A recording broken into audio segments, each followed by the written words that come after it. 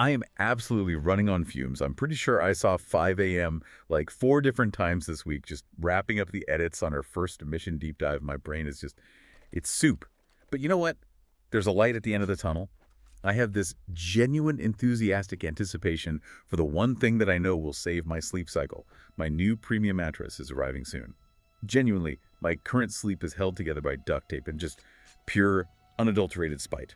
It is perpetually awful. Well, Master Chief doesn't exactly have the luxury of ordering premium bedding, but I think he certainly understands that feeling of being run down and held together by spite. That is the absolute truth. Okay, let's unpack this. Welcome back, everyone, to our deep dive into the campaign of Halo. Combat Evolved. This is Mission 2 and the second installment in our Halo series. We just barely survived the apocalyptic evacuation of the Pillar of Autumn, and now we're dropping straight into the iconic, sprawling, and frankly, completely confusing second mission. Halo, or as I like to call it, hello, Halo. You're a fucking death trap. It is the ultimate death trap, for sure. Both for the fictional Marines and definitely for players trying to beat this thing on Legendary. This mission, simply titled Halo, it drops you right onto the surface of Installation 04 Alpha Halo on the morning of September 19th, 2552. And the objective? It sounds so noble and simple on paper, but it's immediately complicated by just the sheer scale of the place. The objective is straightforward. Locate and secure any surviving lifeboats and protect the personnel you find there until the battered UNSC forces can organize an extraction. But you're right, the scale is the key. Paul Bertone, who is one of the original level designers, he frequently cited this specific level as the iconic one. This was the one that defined that sense of mystery, that feeling of exploration, and just the sheer vastness for the entire game, and you could argue for the entire franchise. And it's such a major step up in terms of enemies, too. Suddenly you're not just in tight corridors anymore. The whole landscape is populated by these much smarter, faster enemy types we didn't really see in the first mission. Correct. This mission marks your very first encounter with the Kig-Yar the Jackal. Those feathered bastards. Exactly. And the terrifying arrival of the Covenant Banshees, which are just menacingly patrolling the skies. It immediately sets the tone for the open-world combat that's going to define the rest of this experience. But first, you have to survive the beginning. The catastrophic opener that the community affectionately knows as Flawless Cowboy. The opening is one of the most memorable sequences in gaming, I think, primarily because of the raw, just instantaneous destruction it shows. You're in the Bumblebee lifeboat, LFA-43. The moment you detach from the Autumn, Cortana immediately warns, "We're coming in too fast." And the pilot's frantic response is what just sells the panic. The pilot, who is famously voiced by Jen Taylor, Cortana's voice actress. Right. She just screams about the total loss of control. Air brake failure. They blew too early. I'm losing her. Brace for impact. And then just silence, followed by that sickening crunch. When the Chief wakes up and you regain control, the scene is just immediate devastation. Master Chief is the only one who can move. The other Marines and personnel who are in the lifeboat, I mean, we're talking upwards of a dozen bodies, are either just slumped over, instantly killed in their chairs, or scattered outside the wreckage. And Cortana just confirms the brutal reality with her characteristic understatement. The others, the impact, there's nothing we can do. It is such a shocking way to start the first mission on the actual Halo ring. But this immediate, complete loss of life, it led to arguably the darkest fan theory in Halo history, this savage headcanon that has persisted for 2 decades. The community is notoriously cynical, and they certainly were not going to accept the official air brake failure explanation at face value. No, they did not. The pervasive fan theory, which is just horrifying, is that the Marines died not because of the crash itself, but because Master Chief, this absolute unit and 1,000 pounds of highly armored Mjolnir, was too much of an inconsiderate asshole to sit down or buckle up for the crash landing. Turning him essentially into a heavily armored, unstoppable pinball. Exactly. The impact causes him to bounce around the cabin, just pulverizing every fragile human in his way. It's dark, it's hilarious, and it really feeds into this idea that the Chief is so focused on his mission that the immediate well-being of the Marines around him is just an afterthought. It's a compelling piece of cynical humor, for sure, especially given how quickly the Chief just shrugs off the crash. However, the actual production notes, they offer a much more mundane, a more technical, and frankly, a kind of sad reason for why all the Marines died. And it's one that's rooted in early 2000s game development limitations. Okay, let's pull back the curtain on this. The real depressing reason the Marines died has absolutely nothing to do with Master Chief's travel etiquette. It's largely believed within the sort of internal development lore that the Marines were originally intended to survive this crash and help the Chief in the initial firefights. But the original Xbox AI was, to put it mildly, deeply flawed. Deeply flawed is a bit of an understatement. During testing of the later segments of this level, the developers faced this huge, persistent problem. The Marine AI just kept exhibiting this self-destructive behavior, specifically by walking off ledges, and this is the crucial part, walking off the light bridge that you activate in the underground tunnels later in the mission. Wait a minute. Are you telling you that these Marines were killed at the start of the level because Bungie couldn't stop them from committing suicide half an hour later when the Chief activated a bridge? Yeah. That's absurd. That is the implication of the internal theory. The AI instability was so persistent and so difficult to iron out that rather than releasing a level where your escorts would just constantly walk into oblivion, they simply scripted them to be dead upon arrival in the Bumblebee. It was an efficiency choice, really, forced by a technical limitation, not by some grand narrative design. It's the ultimate, we'll just fix it in post solution. Yeah. And tragically, as you mentioned, this limitation was never truly fixed. Marines continued their, self-destructive, cliff-walking tendencies in Halo 2 and beyond. And the moment you step out of that wreckage, you're immediately hit by this gorgeous yet deadly environment. The contrast is so sharp. Cortana notes the irony instantly. She's running scans and reading thousands of types of flora, calling the ring's ecosystem incredibly sophisticated. And you contrast that immense, peaceful, biological sophistication with the immediate bloody death of every single human who crashed with you just 10 seconds ago. It's a phenomenal piece of environmental storytelling, but that peaceful moment, it ends so fast. You are immediately confronted by the Covenant, and this is where the real grind begins for anyone trying a legendary run. We have to talk about the starting weapon because the MA5B assault rifle is universally acknowledged by experienced players as being absolutely fucking useless in this situation. It truly is. On Legendary, the beginning of this level, that first dropship encounter, is famously cited by players as a real current roadblock.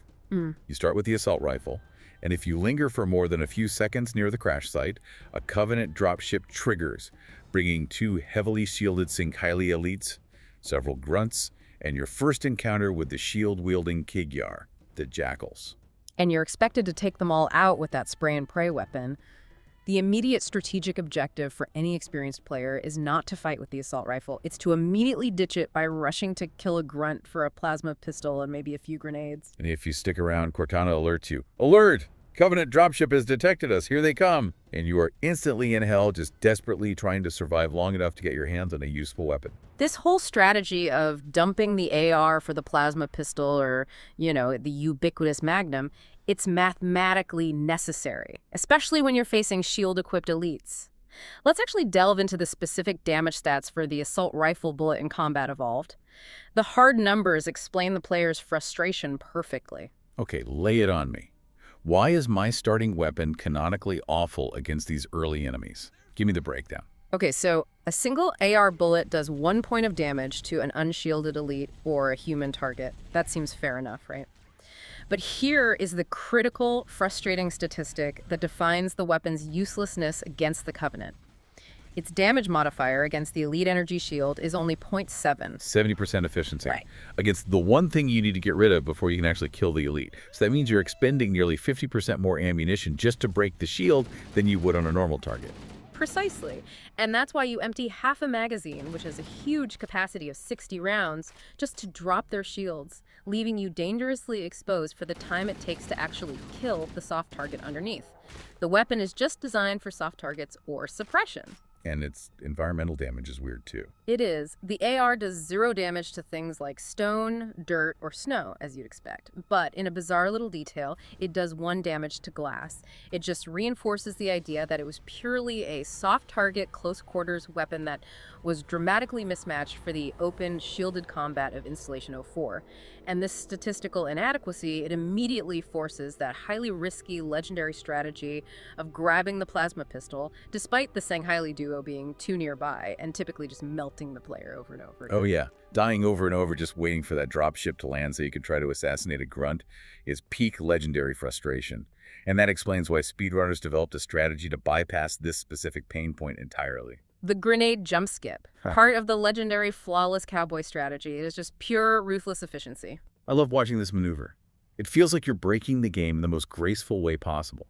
The required maneuver is so precise. The player immediately runs toward the river, finds a specific rock formation, uses that rock to jump onto a rock ledge, and then performs a highly precise grenade jump, usually needs 2 grenades, to launch Master Chief over the cliff face and onto the high ground above. And why is that grenade jump so essential?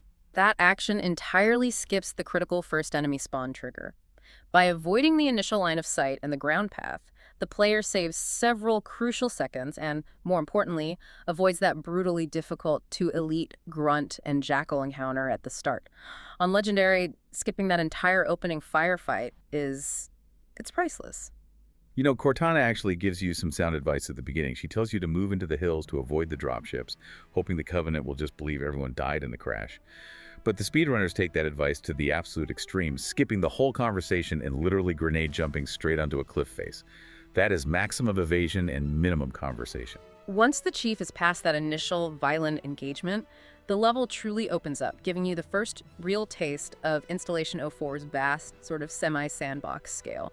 And this environment is just visually striking. It's modeled heavily on the Pacific Northwest biome. It's gorgeous. I mean, you've gone from the claustrophobic corridors of a crashing battleship to this lush, alien, Douglas fur-filled valley. Yeah, art director Marcus Lato specifically cited the area around Snoqualmie Falls in Seattle as the main inspiration for the design of this level. They wanted that sense of familiar, dense forestry contrasted sharply with the massive, impossible architecture of the Forerunner Ring.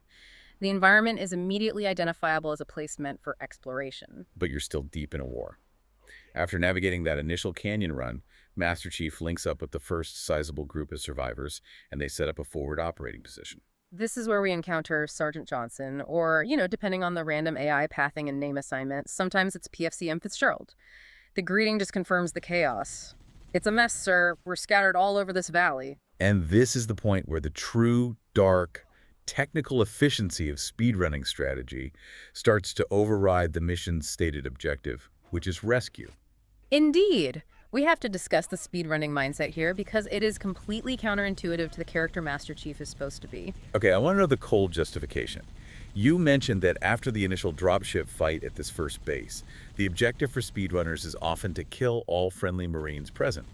Why commit mass homicide on your own squad? It's purely for mission efficiency, and it's a bleak calculation. The mission structure requires that after the fight, the surviving Marines have to board the extraction Pelican, Echo 419, and successfully evac before the Chief can proceed with the Warthog search phase. So if you kill them, by eliminating all friendly AI after they fulfill their initial combat purpose, you skip the required dialogue and, crucially, you avoid having to wait for the slow, often buggy animation sequence of them boarding the Pelican and flying away. This dramatically speeds up the transition to the next objective, trimming valuable seconds off the clock. In speedrunning, mission efficiency trumps all human or, AI life. It's maximum temporal efficiency at the cost of fictional human life. That is just bleakly logical for a game environment, but man, it shows how far players will go to exploit the mechanics. And speaking of Echo 419, that's when Flight Captain Carol Raleigh, better known as Foehammer, deploys the Warthog. She's ready for dust-off, but Chief needs the Warthog to start searching the 3 other lifeboat crash sites scattered across the valley. The Warthog deployment itself, though, is a site of persistent NPC confusion. It creates that classic Halo glitch of character model confusion. Johnson asks for volunteers to accompany the Chief, but sometimes, due to overlapping AI script paths, Johnson himself ends up being the volunteer, forcing him to ride shotgun. Which is fine. I mean, he's a great sidekick. But the model reuse is where the absurdity kicks in. Because the character models for Sergeant Johnson and Sergeant Stacker were reused for other generic Marine sergeants throughout the level, it's entirely possible for you to end up with 2 Sergeant Johnson NPCs or 2 Sergeant Stacker NPCs just standing right next to each other or riding simultaneously in the Warthog. Just a squad of identical cigar-chomping badasses that completely breaks the internal canon and the narrative continuity. That level of model reuse really highlights the tight deadlines the development team was under. But once you have the Warthog, you press on into that legendary open field section, leading toward the mysterious underground tunnel network built by the Forerunners. Which brings us to arguably the most memed, redundant, and yet instantly quotable line in all of Halo history, the infamous cave line. The Chief's Warthog approaches this large, angular, sci-fi cave structure, and Cortana notes, with absolutely no change in her synthetic tone. This cave is not a natural formation. Someone built it, so it must lead somewhere. I was yelling at the screen the first time I heard that. We were all thinking, thank you, Captain Obvious. The cave is clearly made of gigantic, smooth, purple, obviously artificial Forerunner stone blocks, surrounded by a pristine, natural-looking forest. It is the most unnatural thing in the entire landscape. And we have some fascinating developmental insight into why that line is so blatantly obvious, and it's a brilliant example of a design concept surviving the execution. Let's delve deep into that technical mistake because it became a legendary part of the game's DNA. Originally, the developers intended for the cave entrance to look entirely natural, like a fissure or some kind of geological opening. Cortana, being the sophisticated AI who can read thousands of types of flora and detailed geological data, would have then detected the artificiality behind the natural facade. The line was meant to highlight her advanced, unique Forerunner knowledge, revealing a secret to the player that wasn't visually obvious. That makes perfect sense. It's an AI flexing on the player's human limitations. But then what happened to the natural cave design? Due to time constraints and just the immense workload late in the level's development cycle, the natural facade was scrapped. The cave was changed to look obviously and brutally artificial, all those smooth, angular sci-fi walls we know and love, but the line was kept in the final code. So it went from being an important piece of lore insight to the ultimate remnant of a scrapped design concept. And critics, even at the time, seized on it. Halopedia even notes that the line is ultimately ridiculous regardless of how the cave looked, since it was located on a clearly artificial megastructure. A ring world, meaning no geological feature on its surface would be truly natural in the strictest sense anyway. It's the unintentional mistake that became an indelible part of gaming culture. It's referenced everywhere. Absolutely. The legacy is huge. It was directly referenced in Halo Reach, where one of the campaign chapter titles is The Package, followed by the subtitle, Not a Natural Formation. It also received a shout-out in the rival Gears of War 2, where a character says, I think it's safe to say that's not a natural cave formation. Even in the open-world driving game Forza Horizon 4, there's a nod to it. It became an instantly recognizable moment of developer over-explanation. So once you navigate that twisting artificial tunnel, you emerge into this massive cavern divided by a huge, impossible chasm. There's no way across until the Chief eliminates the Covenant forces, a combination of grunts, jackals, and usually one or two elites, and activates a control panel located on a balcony overlooking the drop. The lore of the bridge activation is fascinating, by the way. How so? The panel activation causes 4 giant silver beam-generating structures to physically extend across the chasm, and then an energy bridge slowly fades into coherence. It's not just a digital projection, it's a heavy mechanical process followed by energy generation. Which naturally brings us to yet another famous speedrunning trick. The bridge skip. Why wait for slow, beautiful Forerunner architecture to slowly manifest? Exactly. Speedrunners bypass the required time waiting for the lengthy bridge animation, which takes precious seconds, by utilizing the Warthog in a specific maneuver. They use the vehicle to jump onto the slanted wall near the console and hit a very precise activation point. Hitting that specific geometry instantly activates the bridge and skips the slow cutscene and animation. Maximum disrespect for Forerunner engineering. And here's a crucial gameplay note. The original cutscene for the light bridge only occurs if the player eliminates all enemies in that cavern first.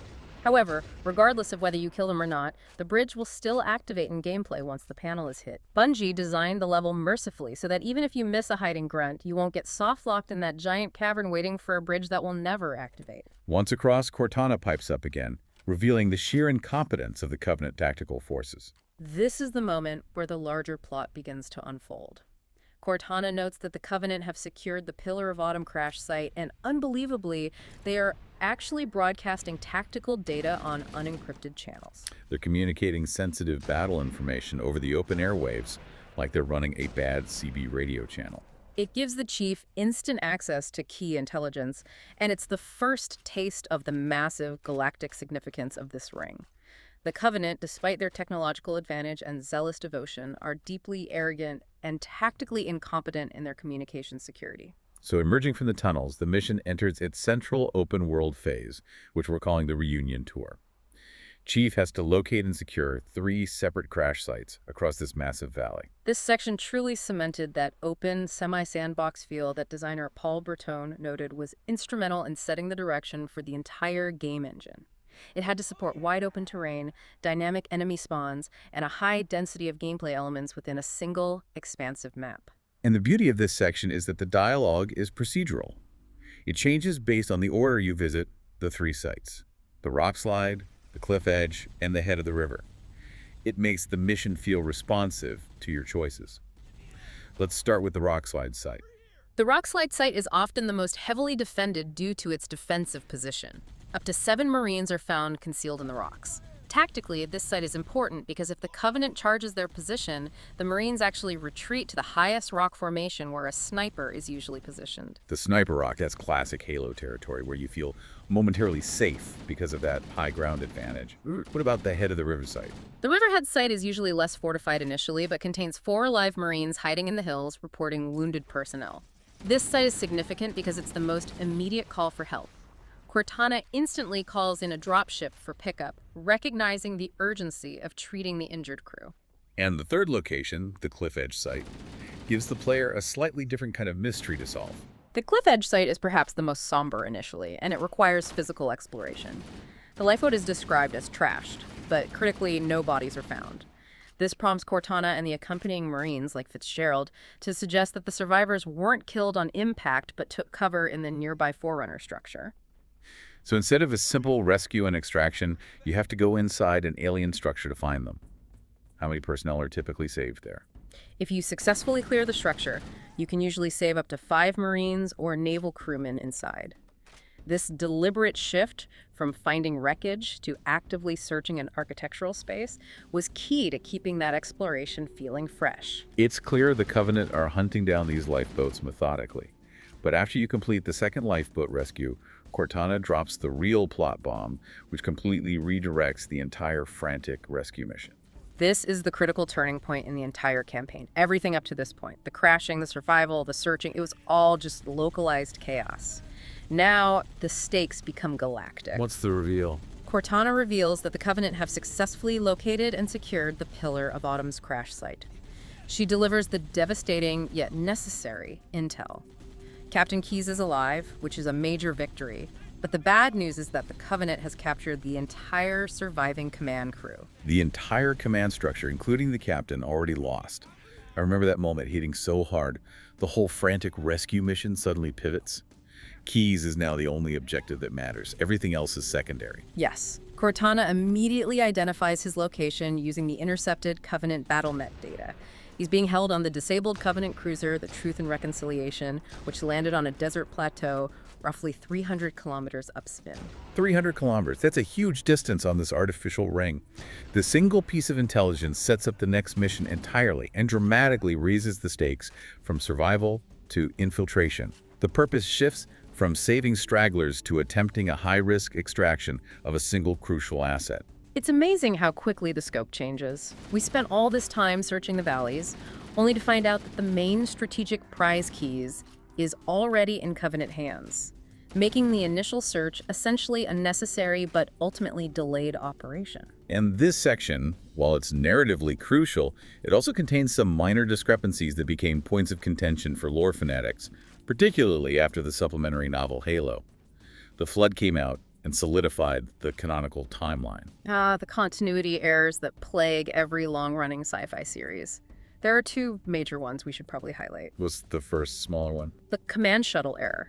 During the initial dialogue exchange with Foehammer, Cortana refers to transporting survivors to a command shuttle, though the actual established meeting point and field HQ for the UNSC forces is Alpha Base, a permanent structure established by the survivors. So the terminology is just inconsistent. Exactly. The theory is that she may have been loosely referring to the command crew's lifeboat, which was a specific type of craft, but using command shuttle is inconsistent with the later, much more important designation of Alpha Base, where subsequent missions begin.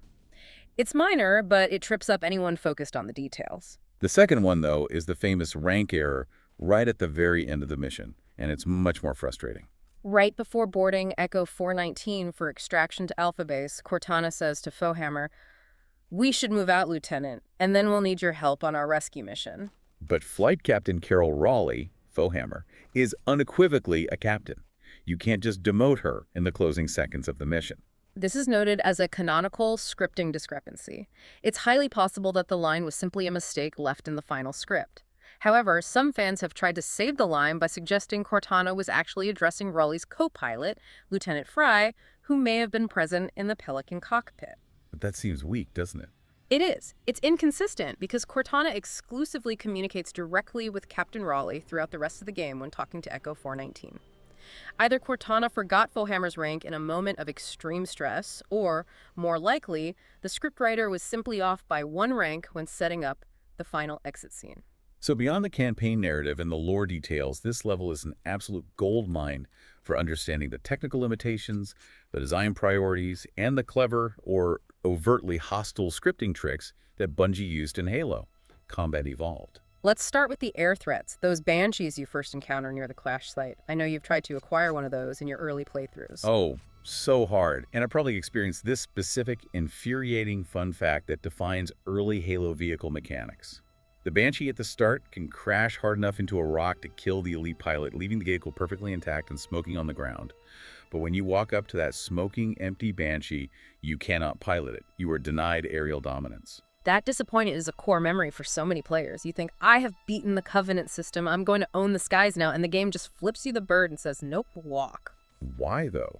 What's the reason? The reason is twofold, both technical and design-based. Technically, unpiloted Covenant vehicles in Halo. Combat Evolved were often set not to take damage. So if the pilot is killed, the vehicle remains, but since it's technically unpiloted, it's effectively invulnerable to your subsequent assault rifle fire or grenades. So you can't destroy it, and you can't drive it. Mm-hmm. But why the intentional scripting to make it unflyable? It's a key design restriction. Yeah. The Banshees in this level are specifically scripted to be unflyable. This was presumably done to avoid soft-locking the player, or more importantly, completely shattering the intended flow of the level. If you could fly a Banshee, you could bypass the entire underground tunnel, the complex chasm puzzle, and just fly directly to the 3 separate lifeboat objectives without any of the challenging ground combat. They were protecting the integrity of the open world puzzle they had built. But we know there was a brief moment in history when we could have flown those bad boys. That's right. Historical anomaly alert. An early CE build, specifically build 1749, did allow players to fly these Banshees in this level. It also allowed players to pilot Waiths later in the game, which was completely removed for the final retail release. Bungie tightened the reins before launch, ensuring the player stayed grounded until much later in the campaign. So close to aerial freedom, yet so far. Moving on to our transport, the Warthog and Foehammer's Pelican, Echo 419, are also responsible for some truly bizarre technical glitches that reveal the complexity of the AI and physics systems. The Pelican shenanigans alone deserve their own deep dive. Let's start with the How Pedestrian achievement, which requires completing the level without entering a vehicle. While it's possible, the game subtly punishes you for it. How does it punish the player? If you never enter the Warthog, certain scripted dialogue and crucial music cues will fail to play entirely. For example, the music triggered upon exiting the underground tunnel is specifically tied to the player being in the Warthog. The game is expecting you to be driving, and if you choose to walk, you're deprived of vital audio and narrative context. The game subtly penalizes your completionist drive by depriving you of crucial audio context. But the physical glitches related to Echo 419 are far more entertaining, specifically the Death Ride. The Death Ride is a legendary moment of accidental comedy. If you manage to position yourself and stand directly under the Pelican when it lands near the cliff edge, the physics system just freaks out. You can glitch up through the floor and into the troop bay. You can walk around inside the Pelican for a moment. You're finally aboard. You made it. Yes, but the moment the dropship begins to fly away on its scripted exit path, the player is instantly killed. You get ejected from the Pelican because you were riding shotgun inside the floor panel. It's a hilarious, gruesome death for achieving temporary, impossible access. That's a truly professional soldier's experience right there, glitching into the transport and being instantly destroyed by the physics engine. And we also have consistent marine AI issues around boarding. The Pelican Troop Bay has 10 seats, but due to scripting limitations, only a maximum of 6 Marines will ever board it at a time. The others, the remaining 4 or more survivors, Just stay outside and wander around the landing zone, confused and unprotected. Why do they wander? They're literally standing right next to the one saved transport off this alien weapon. It gets worse. There's a specific, rarely encountered glitch where one of the surviving crew members or Marines, instead of boarding properly, will simply run straight through the Pelican as if the massive transport ship is nothing but an illusion. They just phase right through the fuselage instead of climbing inside. Truly professional soldiers, phasing out of reality rather than boarding the transport. It speaks volumes about the early AI pathing challenges. But perhaps the single most cynical and brutal developer trap in this entire level, a true piece of internal meta-commentary, is the trigger zone, literally named Go to Hell. This is a fantastic piece of lore I want to spend some time on. Tell us exactly where it is and what happens. The Go to Hell trigger is a unique, extremely hostile anti-exploit mechanic placed in the first large open part of the level between leaving the Bumblebee and entering the underground tunnels. Bungie put this trap in place to strictly enforce the boundaries of the map. And if you stray outside those boundaries? If you manage to somehow reach the top of the steep, inaccessible cliffs, usually requiring multiple precise grenade jumps or complex physics manipulation to get outside the intended playable area, this specific scripted trigger volume activates. And its only function is to punish the player. Its function is absolute permanent punishment. When you trigger Go to Hell, all player input is instantly and permanently disabled. You cannot move, you cannot fire your weapon, you cannot jump, and you cannot even open the menu or leave the game. The only option is to hard reset the console or quit the game externally. That is the most aggressive get-back-in-the-box mechanism I have ever heard of.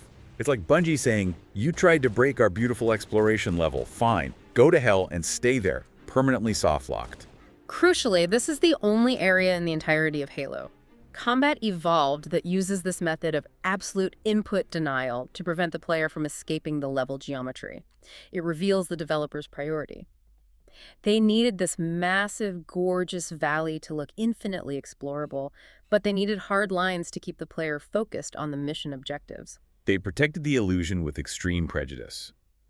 Before we transition, we should quickly mention the Easter eggs and terminals for players on the Anniversary Edition. Certainly. For those hunting the coveted skulls, the mythic skull is found behind a large boulder near the waterfall in the main valley, requiring a bit of off-road exploration. The boom skull is waiting right on top of the Forerunner Tunnel's entrance, rewarding those who look up. And the lore hunter's looking for the terminals. Terminal 2 is cleverly tucked away in a small alcove in that Forerunner tunnel, requiring a specific jump maneuver to clear the entrance and access the Forerunner data logs. It rewards players who meticulously check every dark corner. Always rewarding those who stray from the path, unless, of course, they stray too far and hit that glorious go-to-hell trigger. Stepping back, the mission Halo is fundamentally defined by that crucial tension. The contrast between open exploration and immediate danger. The level design, based on the lush, picturesque scenery of the Pacific Northwest, with its Douglas firs and helical growth vines, it really sold the illusion of a massive, living, and welcoming world. But that beauty conceals a truly apocalyptic function. Sergeant Johnson, in his typical off-the-cuff style, describes Installation 04 as a giant hula hoop, but also, more prophetically, as God's own anti-son-of-a-bitch machine. And that second description, delivered with such irreverent certainty, is surprisingly, chillingly accurate to the true lore. Installation 04, Alpha Halo, was created nearly 100,000 years before the events of the game as part of the Forerunner's Halo array. Its entire, terrifying purpose was galactic sterilization, the complete annihilation of all sentient life, specifically to thwart the parasitic spread of the Flood. And since the Forerunners were worshipped as gods by the Covenant, and the Flood is indeed the universal son of a bitch, Johnson's off-the-cuff description nailed the dark cosmological truth of this environment we just spent 40 minutes exploring. We spent this entire massive open mission, this definitive exploration level running, fighting, and saving Marines. The mission goal was pure, immediate rescue, focusing on localized success. But the entire effort culminates immediately with that brutal reality check. Captain Keyes and the entire command crew were already captured 300 kilometers away while we were busy looking for lifeboats. The rescue effort was vital for survival and intelligence gathering, but the ultimate strategic objective was already lost. The initial success was merely delaying the inevitable, incredibly dangerous, and high-risk extraction mission aboard the Covenant warship, the Truth and Reconciliation. So here's the final provocative thought I want to leave with you. Considering how complex and environmentally scaled this second mission was, and given how many subsequent campaign levels and multiplayer maps like Valhalla, Ragnarok, Installation 04 Firefight, and Alpine directly referenced its layout, did this second mission fundamentally prove that massive environmental scope and the feeling of open exploration were more important for the franchise's legacy than a perfectly cohesive, non-glitchy technical experience? And what does it say about the human condition that so many fans instantly assumed Master Chief was such an inconsiderate asshole that he killed his entire dropship crew by refusing to sit down, rather than simply believing the pilot who stated the fucking air brakes failed? We'll see you next time as we infiltrate the Truth and Reconciliation. Think about it.